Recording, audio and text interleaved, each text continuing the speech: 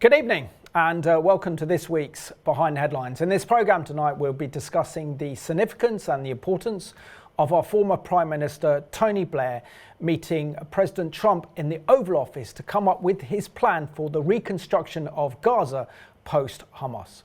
And according to a report written by the Daily Telegraph that was published on Wednesday the 22nd of August, Tony Blair, who heads up the Tony Blair Institute for Global Change, briefed the US president on his plan to rebuild Gaza.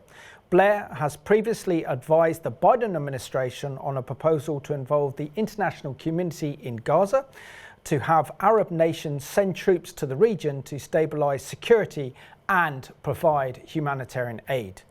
Can Tony Blair be trusted in helping with the reconstruction of Gaza given his global agenda? And will he take into account Israel's vital security needs? And Reagan, it's great to see you back on Behind the Headlines after a long summer spent in Israel. And of course, Tim Gutman here has done a fantastic job filling in for you. So I thought in tribute to both of you, it's important to have both of you on the programme today. Oh, thank you so much. And thank you, Tim, as well, for filling in so well in my absence. It's great to do a programme together as well. I think this is a subject of great passion and interest for all of us. Absolutely. But Reagan, just share with us what your time was like being in Israel. And of course, you had a very special interview with a certain ambassador, only Mike Huckabee. Well, it was a very special time, and we had a great period of rest for sure. You know, one reflection is it's beyond me how, in the time we were there, there were 4 occasions that we had to go to a bomb shelter. 4 times that we were there that someone had fired off some missile, and you know, it's a perfectly normal part of day-to-day life there. And yeah, Israel continues to be condemned, though this is its daily reality. We wouldn't stand for that if we had missile assaults on us, whether they were intercepted or not. But it was a real privilege to be able to meet Ambassador Huckabee, and viewers of course can tune in very, very soon on Saturday night, the 6th of September at 10 p.m. and of course throughout the month of September. Excellent. For that interview. And Tim, we really appreciate your excellent contribution to this programme, and you will be back on this programme, don't worry. But share with us your kind of reflections. We discussed this top story of discussion really today. The fact that our former Prime Minister, Tony Blair, appears to be more powerful than when he was the British Prime Minister in terms of influencing governments around the world, influencing foreign and domestic policies. And now he's found himself back in the Oval Office, this time meeting with President Trump and Steve Witkoff to come out with a plan to rebuild Gaza after the war. Yeah, it's incredible, really. I was reading an article about him fairly recently talking about how he's more powerful now than he was when he was Prime Minister, and he's been very busy. And what's interesting is his involvement not just in our government here, but in other governments around the world. And it seems like he's got so much resources, so much influence. It's very interesting times. No, absolutely. So let's go through a kind of run through of what you can expect in tonight's programme. Firstly, we see that according to the Daily Telegraph, an article on Wednesday, the 27th of August, says that Tony Blair, who leads the Tony Blair Institute for Global Change, briefed the US president on his plan to rebuild Gaza. Blair has previously advised the Biden administration and called for an international force to be deployed to Gaza to provide security and humanitarian aid. We also see that President Trump is eager to see the end of this conflict and has expressed his vision of transforming Gaza into the Riviera of the Middle East based on Dubai, the United Arab Emirates. And we also see that Tony Blair, together with the support of Jared Kushner, along with the backing of Gulf nations, can effectively looking to rebuild Gaza. But the big question in this programme, can Tony Blair be trusted to deliver, knowing his global credentials, knowing his support for digital ID and all globalist and woke ideas? Plus also the other big question is, should Israel be dividing the land? It's a controversial question, but it needs to be answered.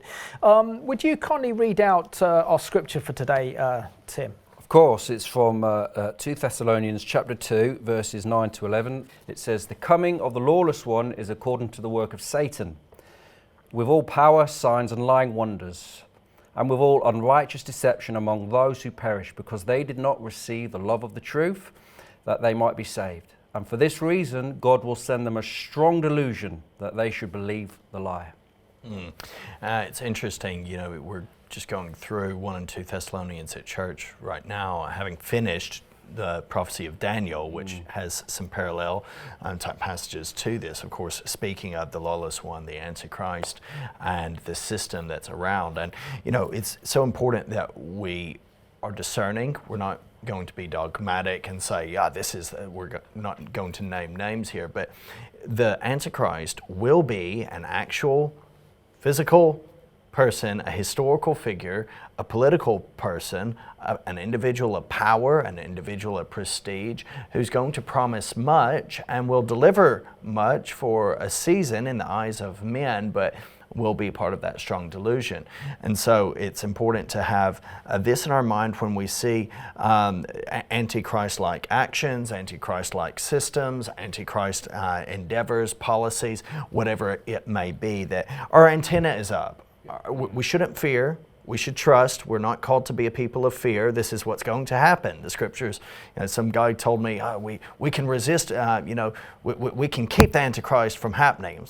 No, this is what God says is going to happen. Our hope is in Christ, who's going to come and destroy the Antichrist. No, absolutely. And also, I think when it comes to Israel, we have seen this Antichrist spirit raging against Israel and against the Jewish people. And we know that it's going to culminate in a false peace treaty with Israel for 7 years. And of course, it's very interesting to look at peace initiatives. And particularly that Tony Blair has been at the forefront of this. He was the UN envoy to the Middle East and to Israel. So we know that he knows the players, he knows the background. This is something that he's obsessed with, and now he's got involved with it again. So share with us your thoughts, Reagan, on really Tony Blair's meeting with President Trump to come up with a plan for the reconstruction of Gaza post-Hamas. It's inarguable Gaza needs to be rebuilt, and it doesn't just need to be rebuilt, it needs to be completely remodeled, and the tunnel systems need to be completely, you're going to have a lot of difficulties in the destruction process because you're going to almost of necessity have to destroy everything that's above the tunnels, depending on how deep they go, depending on certain elements of geology. This is going to be a very expensive endeavor, but having Tony Blair involved in this, it's an interesting feature, and it's something people need to be aware of. Some may not have seen him on the scene throughout this whole period of time since he's been prime minister, but he's an individual of great power who has a great influence across political systems, and Trump should be aware. He will be aware of that, but will he be wanting to kind of build an alliance with Blair and his institute to curry favor, to get more funds, to get more people on side? If Blair and Trump have some form of alliance between them, that's a massive, massive coup. Oh, absolutely. And of course, Steve Witkoff, as well as Jared Kushner, who was the architect, the Abraham Accords, is also very much involved in this. Share with this your reflection on this one, Tim, because when we look at Gaza, we also have to look at the ideology of Hamas and Palestinian Islamic Jihad, ideology that is Inesque, Islamo-fascist, very close to the Taliban, the Iranian regime, wanting the total destruction of Israel and the Jewish people worldwide, which shows why the people of Gaza have no interest for the Israeli hostages that are held, because none of them have come out to rescue them, maybe out of fear of Hamas or maybe out of pure Jew hatred. But essentially, surely the only way to rebuild Gaza is with the gospel. And that Gaza needs to go through a process of de-Hamasification. Yeah, I was just about to say that actually, after World War II, Germany needed to be denazified. And we have a population here that was raised to hate, raised with murderous and genocidal intent. So there needs to be that de-Hamasification in education all throughout the society. On top of that, my thoughts are, and I think you touched on this, is that Gaza is actually in God's plans. The Bible talks about Gaza and who it belongs to and who the land is, and this is covenanted. And so we're trying to parcel it out or make money off this land. Actually, this land is covenanted to Israel, to God's people, to God. So when we're talking about rebuilding Gaza, we're keeping God out of this. The only thing that will change the population in Gaza is the gospel, as you know. It's the only thing that changes hearts. Yeah, my personal, I think, concerns with Tony Blair becoming the man to rebuild Gaza is the fact that when he was Prime Minister in 2003, he made an agreement with George W. Bush that he would support the removal of Saddam Hussein, known as the Second Gulf War. And in response for that George W. Bush would give Tony Blair a Palestinian state. Israel was pressured then hugely to create a Palestinian state so that he could become the first president of Europe as the European member states then were voting on the European Constitution, and he felt that he could be in pole position to become the first president of Europe, but got disillusioned when he realized it was a symbolic role and had no power. Anyway, let's have a look now. This excellent report put together by friends at CBN that announced the fact that Tony Blair was in the Oval Office last week presenting his plan for the reconstruction of Gaza. President Trump held a policy meeting with Special Envoy Steve Witkoff, former British Prime Minister Tony Blair, and former advisor Jared Kushner on the situation in Gaza. Witkoff announced the meeting a day earlier, saying they were putting together a robust, comprehensive plan for the day after the war ends. But news reports say they discussed a variety of issues, including accelerating food deliveries and the hostage crisis. The Times of Israel quoted a White House official downplaying the meeting, saying, "The White House frequently holds policy meetings on a variety of issues, including Israel and Gaza." Also in Washington, Israeli Foreign Minister Gideon Sa'ar met with Secretary of State Marco Rubio on Wednesday discussing Iran, the war against Hamas in Gaza, and the upcoming UN General Assembly meeting. Later, Sa'ar wrote on X, "I thank Secretary Rubio for his hospitality in Washington, D.C., and his personal and unwavering support for Israel. We had a productive meeting on mutual challenges and interests for both our nations. Israel has no greater friend than the U.S., led by President Trump, and the U.S. has no greater ally than Israel." In Gaza, the IDF continues to facilitate the entry of hundreds of humanitarian aid trucks each day, as well as the entry of fuel tankers to supply UN humanitarian work. At the UN in New York, officials claim that Gazans are on the verge of starvation. Over 500,000 people currently face starvation, destitution, and death. By the end of September, that number could exceed 640,000. Israel's ambassador to the UN, Danny Danon, says the UN's focus is misplaced. Instead of focusing your attention on the hostages or on the crimes of the Hamas terror organization, a campaign of diversion from these issues continues, an echo chamber that swaps facts for slogans. Danon was accompanied at the UN by a hostage survivor. It is an honor to stand here with Ilana Gochevsky. Ilana was dragged from her home in Roz with her partner, Matan Sangauker. She survived 55 days in captivity. Matan is still underground. Hamas has deprived him of everything: light, freedom, food, and dignity. Ilana is here today to speak for those who cannot.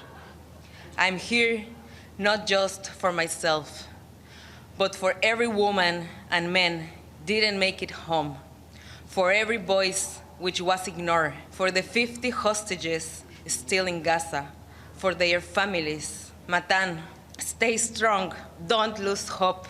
Julie Stahl, CBN News, Jerusalem.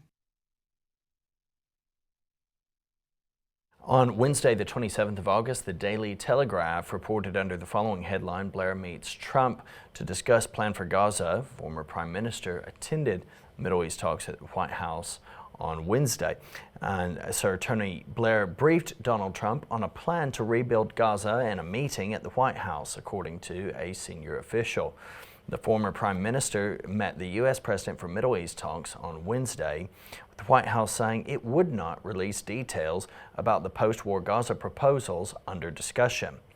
Now, in January, Mr. Trump had floated the idea of relocating Gazans permanently to neighboring countries and later said that the U.S. could take over the territory to build the Riviera of the Middle East. And since that time, we see that Sir Tony has fed ideas into a plan developed by the Biden administration that would have involved the international community and Arab nations sending troops to Gaza to stabilize security and deliver humanitarian aid.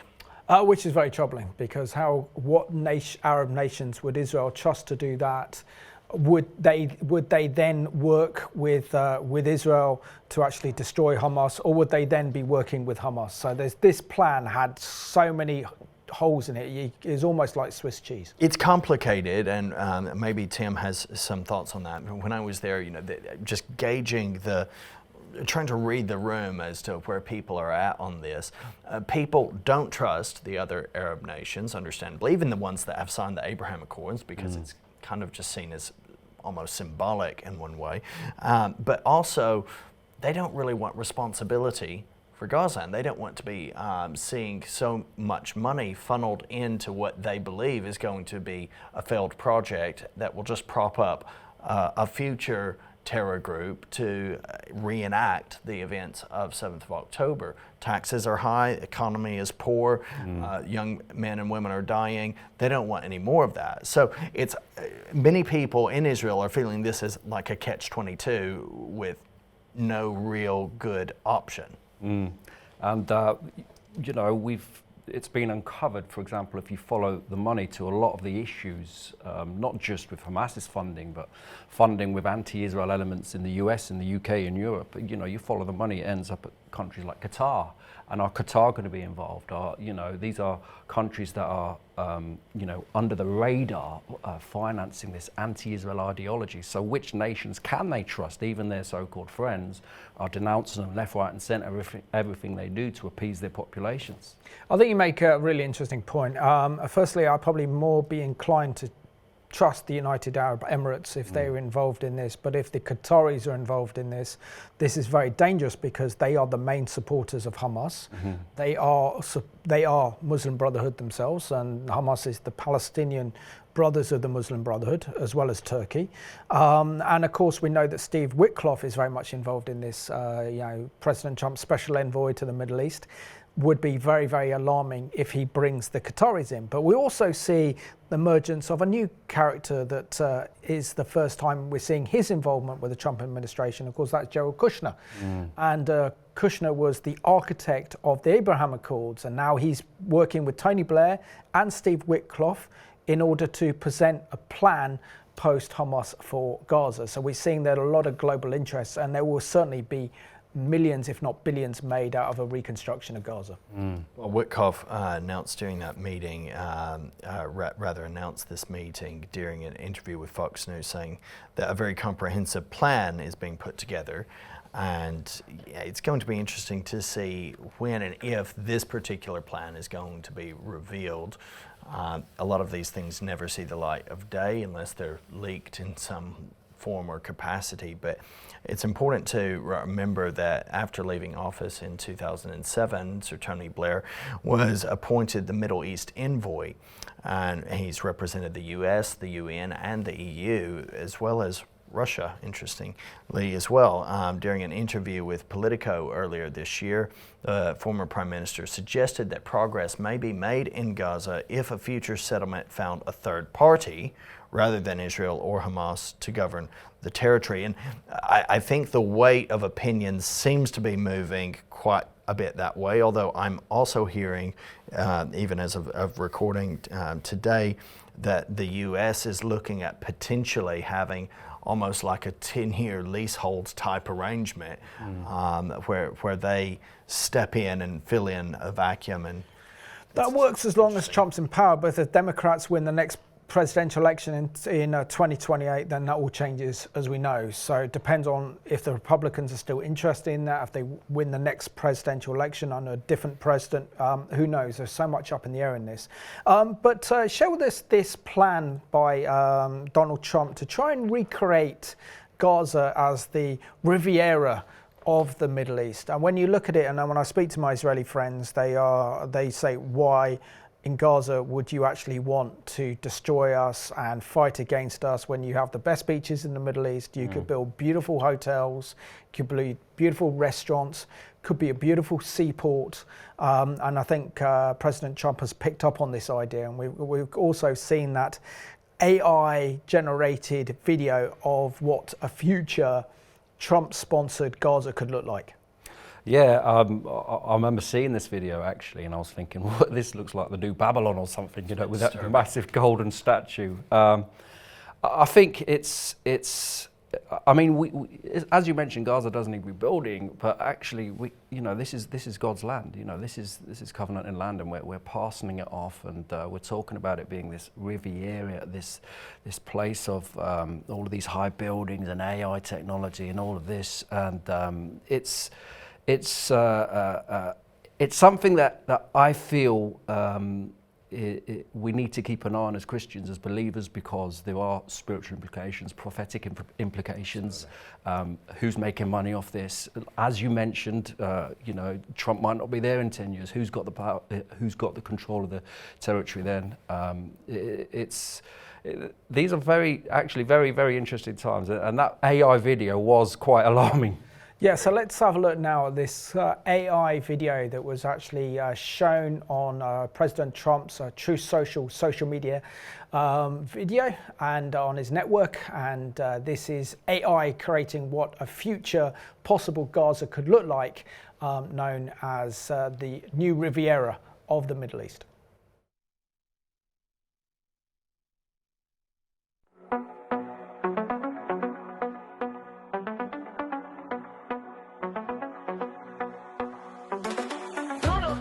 Set you free, bringing the light for all to see. No more tunnels, no more fear. Trump Gaza is finally here. Trump Gaza shining bright, golden future, a brand new light. Feast and dance, the deal is done. Trump Gaza #1. Trump Gaza shining bright, golden future, a brand new light. Feast and dance, the deal is done. Trump Gaza #1. So could we see the Israeli Prime Minister Benjamin Netanyahu together with President Trump relaxing by a pool in Gaza? Who knows? But it's interesting how there's a huge amounts of money involved in this. We'll be talking about billions and billions for the reconstruction of Gaza. So any kind of support to rebuild Gaza probably come from the Gulf states because they have the most money. But also this is very lucrative for President Trump, for Jared Kushner, for Tony Blair and Steve Witkoff as well. Because we know that, for example, the Israeli-Palestinian conflict is nothing but a money pit, and that Hamas themselves have made billions and billions out of this conflict. Well, absolutely. I mean, you can just think of the contracts that are going to be needed to carry out all of the work just on a low tier level, basic standard level, without talking about the de-Hamasification process. What was that going to look like? How's that going to take place? You're just talking about the need to clear all of the rubble. This is like the Marshall Plan Middle East. Okay, this is something that we're looking at where we're needing to essentially raise the whole place. There's unsafe buildings. Will it even get off the ground? I mean, will everything be hung up with all the bureaucracy? Will Gaza just be rubble, essentially, apart from those communities? And I do hasten to add, because everyone's like, oh, look what they've done. Gaza is made up. The Gaza Strip is simplified, and people talk about it as Gaza. The Gaza Strip is made up of multiple cities. you have Khan Yunis, you have Beit Jala, not Beit Jala, sorry, Beit Hanun, you have Gaza City, you have Rafah. So you have all of these places, and there's many more. Some of those neighborhoods have hardly been touched. You know, Gaza City, this offensive now into Gaza City, this is the first time they've actually gone in like this into Gaza City that they're talking about. So it's important to recognize that there are whole areas of Gaza that have continued pretty much as is. You can find those videos of their markets, their souks, where things are very much as normal. Absolutely. So the Daily Telegraph reported back on Sunday, the 6th of July, under this headline: Tony Blair's think tank worked on Trump's Riviera plan for Gaza. TBI staff worked on a dossier which includes an idea similar to the concepts shown in the controversial video released by US President earlier this year. So Sir Tony Blair's think tank worked on the post-war plan for Gaza that included Trump Riviera inspired by Dubai. The Tony Blair Institute worked on the project led by Israeli businessmen, in which a manufacturing zone named Elon Musk was also discussed. And we also see, for example, that earlier this year, Donald Trump announced his plan to redevelop Gaza to become the Riviera of the Middle East. And it makes sense. You know, we've been saying all along how much billions have been pumped into Gaza, that's been stolen by the leaders, built tunnels. It makes sense to rebuild Gaza. Trump, right now, here's an opportunity. He's a businessman. He wants American involvement. You see that in Ukraine as well with the mineral deals. And so there's so much that makes sense about this. But what's surprising, I think, for all of us is suddenly Tony Blair's involvement, the globalist kind of nature of this, and the things that are going underground, under the radar, which I would suggest are quite sinister. It leaves more questions, certainly. No, it does, and I'll go on and report more from this fascinating article in the Telegraph.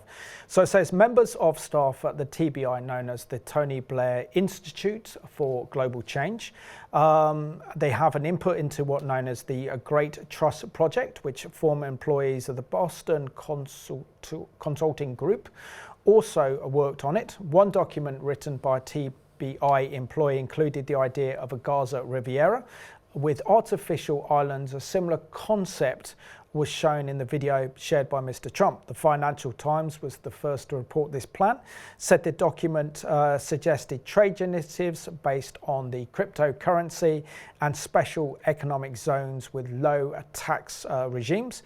It went on to claim that war in Gaza, in which tens of thousands of people have died, has created a once-in-a-century opportunity to rebuild Gaza from these first principles. And of course it does, because once we see so much destruction and death in Gaza, that this is a wonderful opportunity to rebuild Gaza. But first of all, we have to rid the Gazans of their Hamas ideology, don't you? Yeah, I mean, this is the question that people are going to be asking. How does this go about? Because the statistics are pretty grim. You still have over 20% that would favor a Fatah Hamas-led unity government. This is released by, again, Tony Blair's group. They did polling on this, and so you have over 20% that want Fatah and Hamas. Again, these are enemies as well. You know, just it wouldn't work. Beyond that, okay, yes, only 4% are saying that they want a Hamas-led government, essentially in Gaza. But the vast majority of people still have that same ideology. Their anger with Hamas is not an anger with the ideology. Their anger with Hamas is how it threw them into a place of ruin, which they're unprepared to deal with. They're not apologizing or upset with the ideology. This is why you're talking about, a Palestinian state that was promised, that it was promised the U.S. would be applying pressure into Israel. George W. Bush was part of that in relation to Blair in regard to the Second Gulf War. Well, they don't want a Palestinian state. They want a Palestinian state, but they want an exclusive Palestinian state from the river to the sea. They don't want Israel involved at all. So there have been very generous plans. Even Ehud Olmert, presented. He was there having a chuckle up with Mahmoud Abbas, and they literally, he said, "Here's the map. Here's the map." No one took. They didn't take it seriously. They didn't agree. You know this, Tim. Yeah, that's right. And they say themselves, we don't want two states. We want one state. Yeah. Let's look at a little bit more about the Tony Blair Institute. According to their website, this is what they say: we're a global team of political strategists, policy experts, delivery practitioners, technology specialists, and more. We're from the public, private, and tech sectors. We come from over 50 different countries, speak 45 languages, and we are united in our desire to make the world a better place and our optimism that it can be done. If you're a dynamic change maker who shares our vision, there's room at the table for you. There might not be up for us after this program. Absolutely. Right, so let's have a look now at the publication Unheard, reported back on November the 28th, 2023, under the following headline: Tony Blair's Institute's annual turnover is up to $40 million US. It's considerably a lot more now. But let's have a look now at Tony Blair in his own words, speaking about the Tony Blair Institute for Global Change.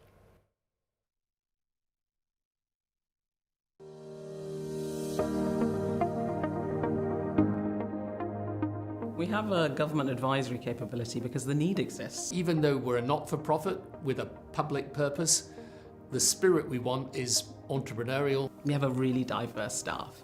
I think it's 52 nationalities across about 600 staff. So we advise them on how they actually implement their reform programs in order to get the change that they want in their country. We advise governments around the world on strategy, policy, and delivery, and we see technology as the key enabler across all three. The people that come to work for TBI tend to be people who are obviously committed. Everybody brings something to this party, all sorts of different experiences, different backgrounds. People have worked in the private sector, they've worked in government, they've worked in policy. You don't come here unless you've got a sense of public purpose, public service. I think governments all around the world face very similar problems. The biggest challenge for countries is for their governments to take the right decisions on policy and then to implement those decisions. We've been doing this for years. We're in dozens of countries. We have hundreds of people. And fundamentally, leaders that are trying to make their country a better place, particularly political leaders, those with the authority to make decisions for their country, there's no playbook oftentimes about how you do that successfully. It's hard, right? If you consider the politics that you have to also navigate, as well as some of these technical and financial challenges, that's really significant. And we exist because a number of organizations do help governments on those things I mentioned, the economy, education, health, but they tend to shy away from the politics. So that was courtesy of the Tony Blair Institute for Global Change. Tim, what was also, because we could only play 2 minutes, if you watch the end of the video, they talk about their representatives being embedded in governments across the world. So of course we're talking 10 Downing Street, and now we know that Tony Blair has now opened an office in Washington DC, where they are influencing presidents, prime ministers, and they're playing a major role throughout Europe, throughout the Western world, in Africa and Asia, and they seem to have their representatives on and advising prime ministers and ministers of state on these massive, complex global issues. If I wasn't cynical, it very much feels like Quantum of Solace, one of the Bond films. Yeah, that's right. And I was surprised at just how big and just how far spread the Tony Blair Institute is. It does feel like a shadow government, if you like, and a lot of people talk about these globalist agendas, and we recognise that, and we keep an eye on it as Christians prophetically to see what's going on in the world. But actually being involved and so embedded, as you said, in these governments, it is shadowy, isn't it? Well, from Brexit to AI to COVID, they've produced policy papers which have been of immense influence across governments, a lot of policies that have been provenly ruinsome to economies and nations in the wake of COVID particularly, were produced by this institute. Its influence has extended even to people like Boris Johnson and Liz Truss, who are regularly in touch. We see some of the policies that were enacted in one way, you would think, counterintuitively to the policies that their governments allegedly stood for, that have brought a great deal of ruin, which we're still recovering from today. Of course, that's continued as Starmer's agenda as Labour leader now so closely resembles the policy prescriptions put forward by the Tony Blair Institute. How well's that going? Well.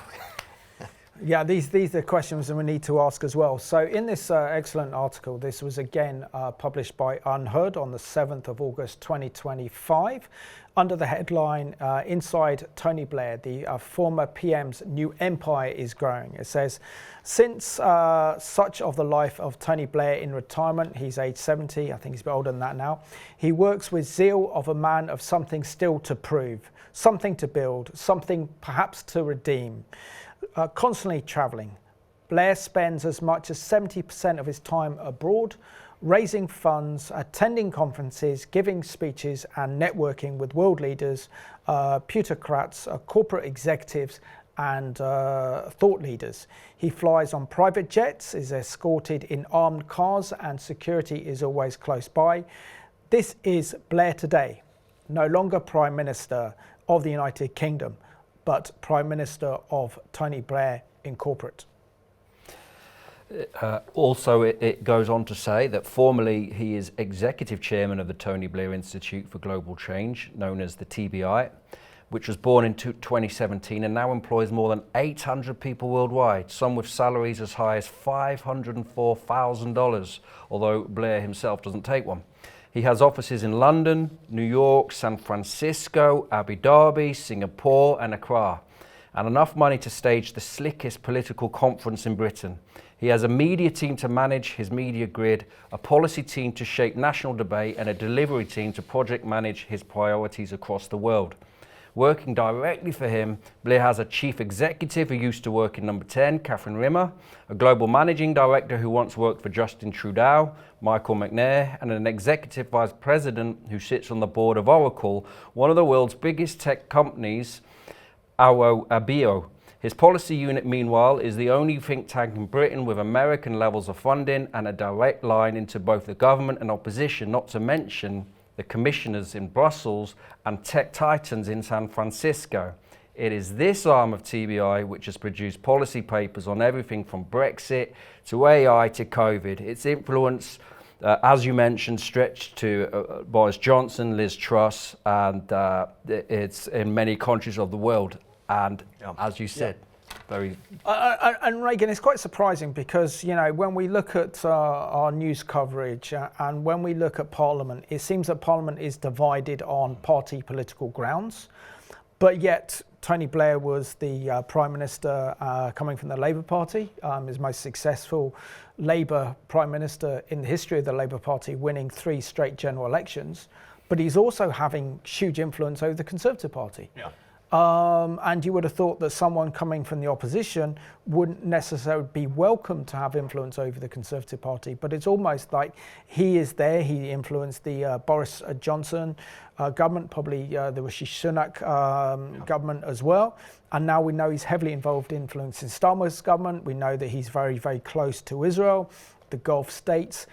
He does, and his institute does have a truly global outreach, doesn't it? Yeah, very definitely. I mean, the influence is very, very clear. And, you know, on the element of politics that were not exactly his brand of politics, the Conservative government, I mean, why else would the Conservative government look very much like Labour throughout its tenure from 2020 up until the massive landslide? So, you know, people got a government that acted very much like Labour in its policies, particularly economically, and so why not just vote for Labour?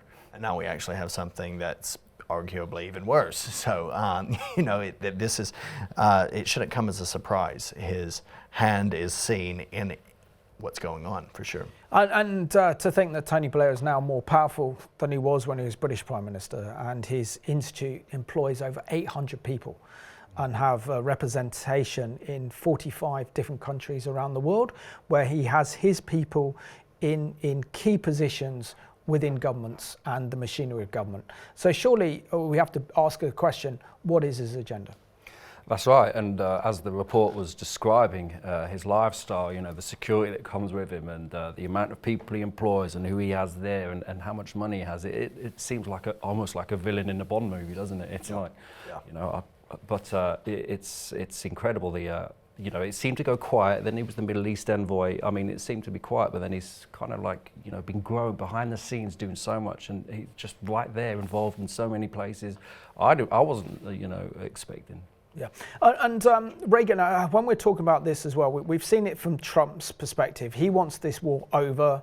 He knows that war costs the American taxpayer huge amounts of money, brings a lot of political uncertainty and conflict, and so therefore if he can reduce the number of wars and conflicts like he's trying to do in the Ukraine, that means America get richer.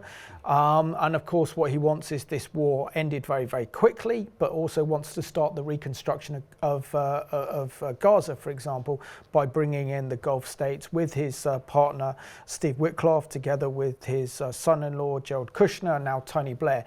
But what is Israel's position?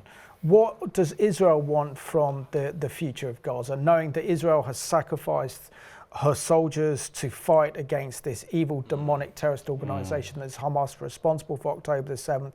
What does Israel want out of this? Well, that's the question. And, you know, from the conversations I was having over there, I'm not 100% clear that there is a comprehensive answer that everyone's going to agree to. So let's just talk about the current government at the moment, shall we? And of course, Prime Minister Netanyahu's position on this is preeminent in that situation. The status quo at the moment, Israel is going to take control of Gaza, but it doesn't want to keep it. And that is largely in sync with the Israeli populace, where there is no appetite to retain control of Gaza, especially under its apart from his extreme right-wing coalition partners. The big problem is, though, isn't it, is the land. This is part of God's covenant land, but the fact is there is 1.5 million Gazans living there, Arabs who will be very, very hostile to Israel. Israel did control Gaza from June 1967 right up to 1994. They never wanted it. They've had huge problems. So this is something that they don't want to take this problem on and absorb such a big Arab population into Israel, knowing how much international condemnation this actually brings from the international community. It's going to be very challenging, but at the same time, that's kind of what we see could be a catalyst to some of the catastrophic events that we have recorded in Scripture. There has to be a catalyst to all of the nations coming against Israel, and there has to be a catalyst that sets in motion some of these things. Not everything that will happen will be good. Not everything that, in fact, a great deal of it will not be good. Remember, a significant part of the land will follow the Antichrist, but before following the one and only true Christ. But Netanyahu has spoken to Fox News on August the 7th of this year, and he said ahead of a key cabinet meeting on the next stage of the Gaza war that Israel intended to take control of the entire strip, then hand it over to an unspecified Arab governing force, which might very well be an amalgamation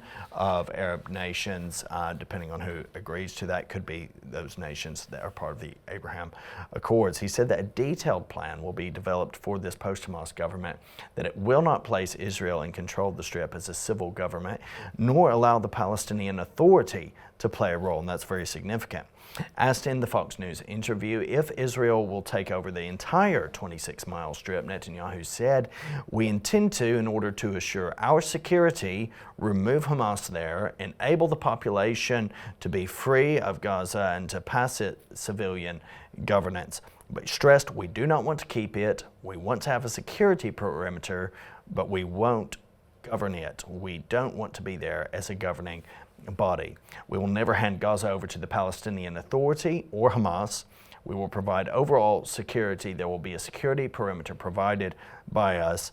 We want to end the war very soon. It will be over speedily. If Hamas concedes and lay down their arms and frees hostages, it will be over tomorrow. Even Palestinians in Gaza are fighting Hamas, according to the Prime Minister." We have this from our good friends at CBN. Prime Minister Benjamin Netanyahu explained Israel's goals for the new action. We want to liberate ourselves and liberate the people of Gaza from the awful terror of Hamas. The phased plan includes disarming Hamas, returning all hostages, demilitarizing the Gaza Strip, Israeli security control in Gaza, and creating a civilian government that is neither Hamas nor the Palestinian Authority. Netanyahu telling Fox News Israel doesn't want to be in charge of Gaza. We don't want to be there as a governing body. We want to hand it over to Arab forces that will govern it properly without threatening us and giving Gazans a good life. That's not possible with Hamas. Netanyahu says Israel and the U.S. agree on certain principles for a post-Hamas Gaza, including non-Israeli civil control. President Trump says he will collaborate with Israel to run additional food distribution centers. But that's what I'm focused on. As far as the rest of it, I really can't say. That's going to be pretty much up to Israel. As a group of demonstrators outside the minister's office chained themselves together in protest, the Israeli Defense Forces warned the plan could put the lives of remaining hostages at risk. Israel does, in fact, run a huge risk by taking the military action that they've planned in order to end Hamas and save hostages. But what choice do they have? I think with a combination of the right military tactics and international pressure, we can get all of them, and certainly most of them, out. The plan is meeting with resistance from the United Kingdom, the British ambassador calling it a huge mistake. Some fear the Gaza takeover plan could spark a new wave of anti-Semitism. This Paris office of Israeli airline El Al was vandalized Thursday. You might have recognised someone in that news item from CBN, our co-host here, Pastor Reagan King, interviewing Mike Huckabee, America's ambassador to Israel. Well done. That looks good. I'm looking forward to seeing the interview when it comes out. It was really good. It was quite meaningful and a broad-ranging interview. And again, thanks to Governor Ambassador now Huckabee for agreeing to do that. It was very good. Excellent. And Tim, just share with us how the Trump has now come out with this idea that the US could maintain control of Gaza for 10 years until a new leadership can emerge within the Gaza Strip. Absolutely. Well, the Times of Israel reported on Sunday the 31st of August 2025 under the following headlines. US trusteeship for 10 years, White House reportedly weighing proposals for post-war reconstruction of Gaza. It says that the Trump administration is discussing proposal for the post-war reconstruction, including one that establishes a temporary US control and pay about a quarter of the population to relocate, as the Washington Post reports. The newspaper cites a 38-page prospectus of the Great Trust proposal, which stands for Gaza Reconstruction, Economic Acceleration and Transformation, as well as two people familiar with the planning and the administration's consideration of it. The anonymous sources say the key aspects were designed to make real President Donald Trump's February proposal for the US to turn Gaza into the Riviera of the Middle East. Under the reported plan, Gaza would be administrated by a US-run trusteeship for about 10 years until a reformed and de-radicalized Palestinian polity is ready to step into its shoes, and during that period the Strip would be transformed into a tourism and high-tech manufacturing hub.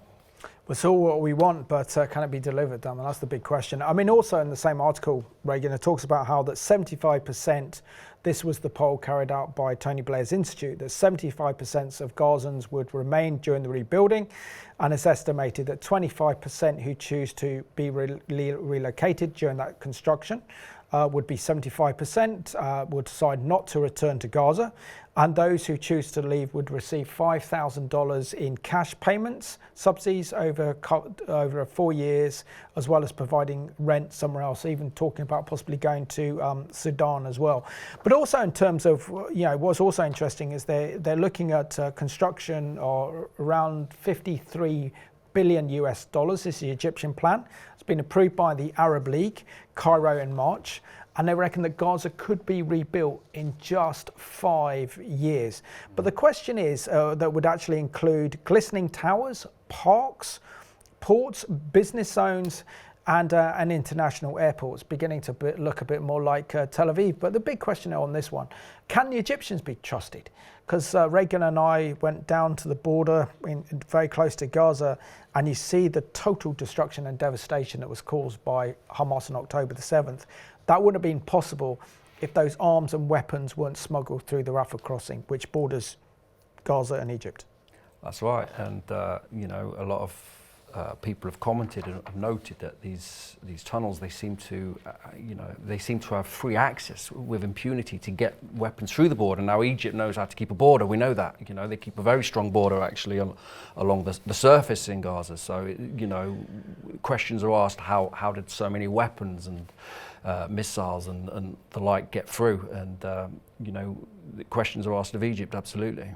Absolutely. And the thing is, I mean, the picture they painted will be nicer than Tel Aviv. Tel Aviv has whole areas now that are derelict and are very, very run down. They spent a good bit of time there. And so Israel is going to feel, you know, the Israeli populace is going to feel a little bit jaded that so much money is going into rebuilding Gaza when that there needs to be investment into Israel itself. And that was kind of what I was picking up from a lot of people, that they feel so much is being put into defense, so much is being put into the war, and that they feel other things that are needed for the Israeli populace are being missed out on. But it's interesting, you know, because most Gazans are saying they want something along this line. And they had the Tony Blair Institute did some polling. Some say like Dubai, 27% said something like Dubai. Turkey, 15%. Singapore, 14%. And Saudi Arabia, 12%. These are the nations and kind of groupings that they want to aspire to be like. Well, the reality is, can this actually be delivered? Oh, it's such a huge challenge. But the question is Tony Blair and Tony Blair's Institute for Global Change be the vehicle to bring about change and reconstruction in Gaza? That is the big question, and as we pointed out earlier, their involvement in our country's politics, it seems self-destructive, doesn't it? It's for a Tory to be involved with them, and what are they pushing? What is going on under the surface, if you like? This Tony Blair Institute, this globalist agenda. We keep saying that, and what will be the outcome of a Dubai or a new Babylon, if you like? Excuse me, a city-state. And you mentioned as well, this is an important point. How would you feel if you're in Israel? You've been attacked by Hamas. Genocidally, wickedly, and they rebuilt this place better than Tel Aviv. I mean, that's an important. I suppose the other question we have to bring in, because we're dying minutes of the programme, is what about the principalities and powers of darkness that preside in Gaza? You can't get rid of them without spiritual warfare. They can't get rid of them until the gospel penetrates that area. I'm reminded of the aftermath of World War II on the Eastern Front, and reminded of the plea from General MacArthur to the U.S. mission organizations to send missionaries. These people have lost their identity or are having an identity crisis. We need missionaries. Send missionaries. He wasn't even, I don't believe, a professing Christian himself, but he recognizes the transformative power of that. And missions organizations refused. Many missions organizations were approached and they refused to send missionaries to Japan post-World War II. Some had, I'm sure, security concerns, some had, but Gaza needs missionaries. And its situation is that there are many people who are coming to faith. There are many people who have professed faith in this season who are there, and God is at work. We see the need all the more for spiritual leadership, dynamic spiritual leadership, to insert itself into these plans and into Gaza that is of the Holy Spirit, not of because everything is spiritual, right? Everything is spiritual, and so what we're having here is spiritual. We need something that is of light, not of darkness. Absolutely. And Tim, give your thoughts on the kind of reflection is that. This is the land of Israel. It may be occupied and controlled by the Gazans and by Hamas clinging to power. Very difficultly because they're on the verge of being wiped out. But kind of share with us your kind of thoughts on reflection of the only way that this land of Gaza will truly be blessed if it's under Israeli sovereignty, even though the Israelis don't want it. Absolutely. This is so key, actually. Man may plot, man might have ideas, but ultimately, you know, our God is Adonai, He's sovereign. He will have His will in His way. There are powers and principalities in that place. Only the gospel will tear them down, only the name of Jesus. On the 31st of May, the Times of Israel reported Hamas was demanding a 7-year ceasefire. We have to watch and be ready. Absolutely. So, Pastor Tim Gutman, I've done a fantastic job, as well as Pastor Reagan King. Thank you so much for an excellent Behind Headlines. I want to thank you for watching this program today. What we need today, in the times in which we're living in, is the spirit of discernment, to recognize the spirit of the Antichrist at work. And of course, where is the world's attention going to be on? It's going to be on Jerusalem. And this is why it's imperative as Christians, we look at Jerusalem, we pray for the peace of Jerusalem, and only the God of Abraham, Isaac and Jacob and his son, Yeshua HaMashiach, can bring true, lasting peace to Israel and the Middle East. So I want to thank you for watching this week's Behind the Headlines.